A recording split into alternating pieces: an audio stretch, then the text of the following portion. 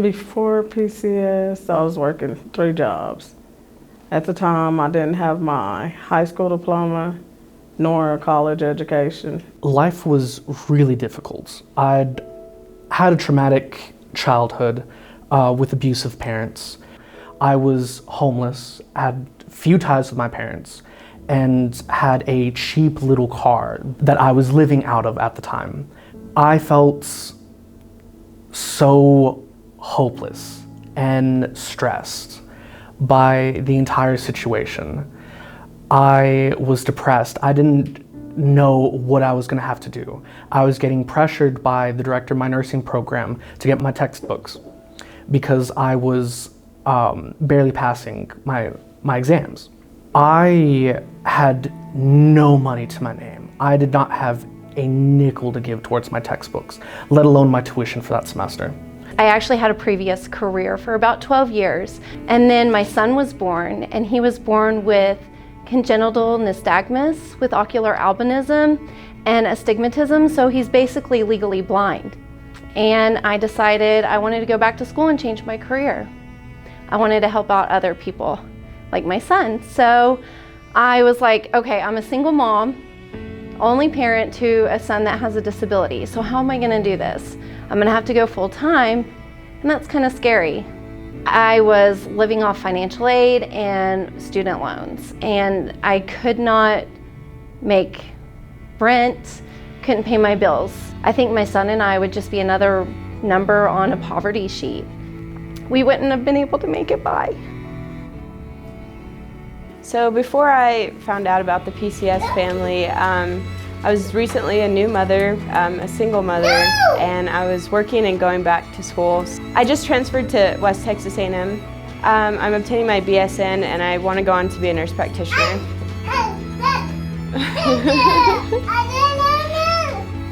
I was involved in the original discovery of the family development movement, and when I saw what we could do for families and the feeling that it gives when you offer that family safety and security and the right to dream, it just moves me to a place where when I'm gone, I just want somebody to say she made a difference.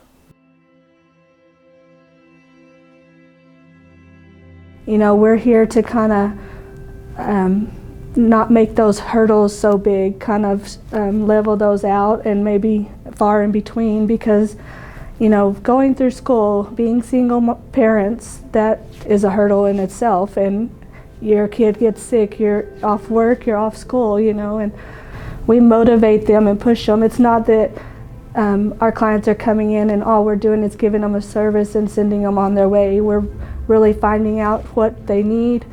I hear so many clients say, you know, I'm embarrassed to get services, and it's just, you know, at that point in their life, they just need that to get over that hump that they're experiencing at that time.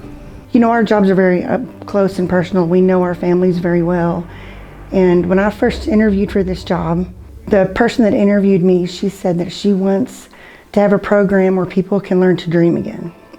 And that was the first interview that I've ever had where I teared up, because that's what I really wanted. I've been a social worker for a long time, and I've worked in a lot of fields, but I haven't seen anything so crippling to a human spirit like unrelieved poverty.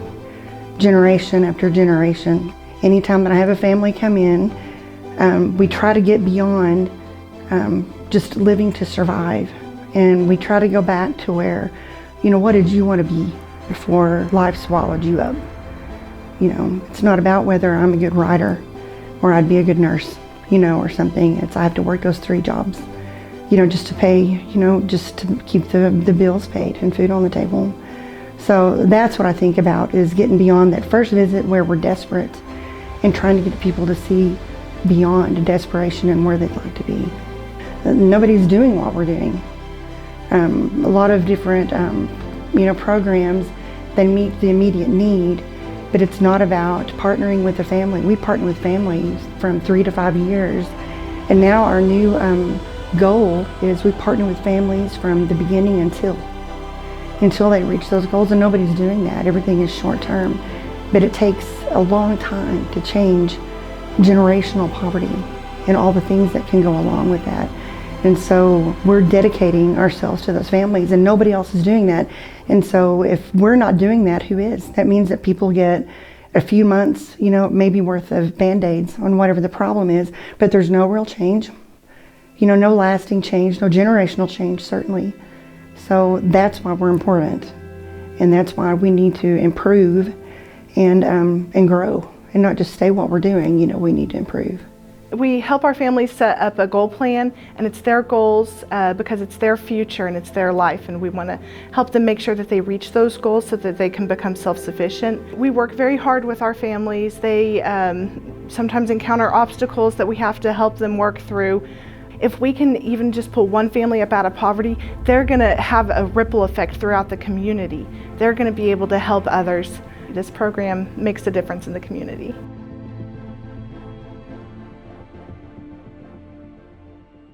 Someone reached out and told me about the program, and it's really, really helped me a lot. They're like an extra family, they really have that support. They care, where you're going, and not just financially, but academically, and they made it possible for me to go back to school and work, all the while being a single mother.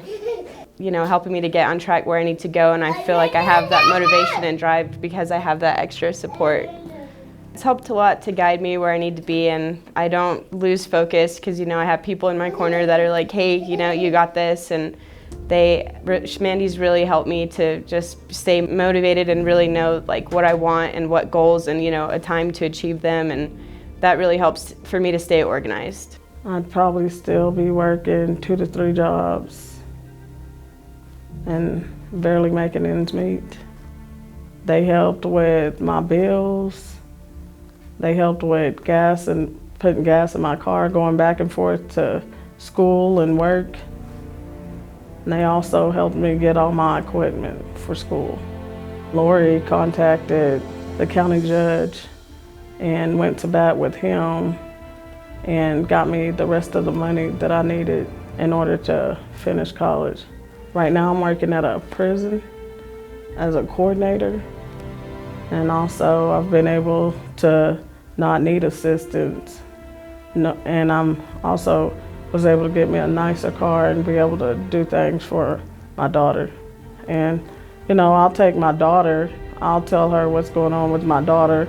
She'll give me advice and also recommend me to some programs that they had in order to help me with parenting as well.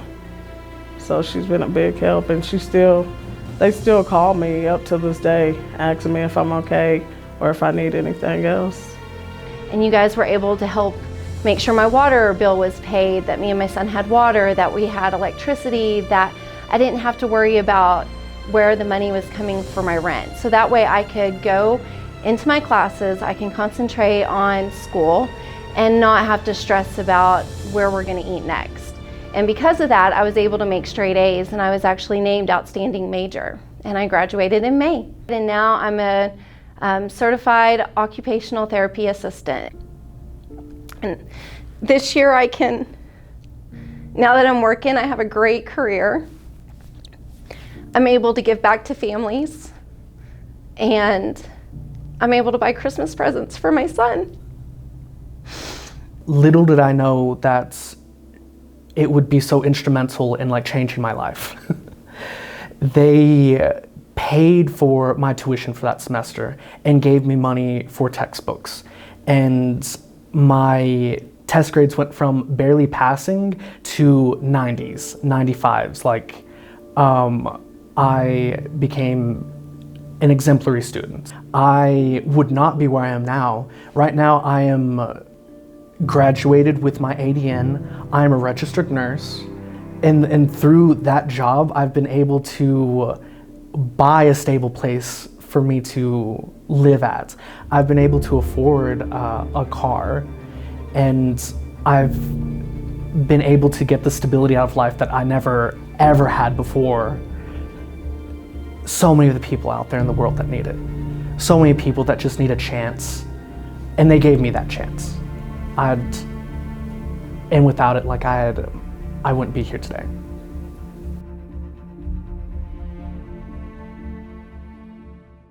if we can help one person feel self-sufficient and feel as if they've reached their dream, then I think we've done the work we've been brought here to do.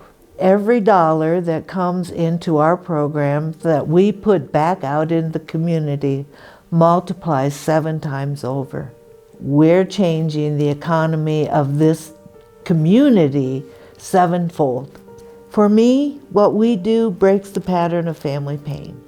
Because I think when you are poor, you don't see the future. People don't get up in the morning and say, boy, I hope I'm poor today. People get up in the morning and I want them to say, boy, I have hope today. There's a dream and there's an organization that's going to help me reach that dream. And that's what I think we do for people. We make a difference, and your dollar helps us make a difference. And when we can stay with a family past the 100% of poverty rate or past the 200% of poverty rate, which is not even a living wage for people, we bring joy to this community. We bring a goodness that would not be there if Panhandle Community Services was not there helping these people fulfill their dreams. And without your dollar, we're just the giveaway program that has a 7-fold impact in the community. But families, they don't reach self-sufficiency. They just continue on government assistance, and we want people to live free of the government assistance. I found out about Panhandle Community Services through attending their first Festival of Trees auction, where I absolutely fell in love with the programs that they had. I'm a nurse, and as a nurse, it's built into me to want to help people. And so by seeing what Panhandle Community Services does for the community, they are helping fund programs that help people get back up onto their feet. Festival of Trees is the only fundraiser that Panhandle Community Services has every year. You've met some of our families tonight that they help support. So by loosening up your wallets, you'll continue to help Panhandle Community Services serve this community.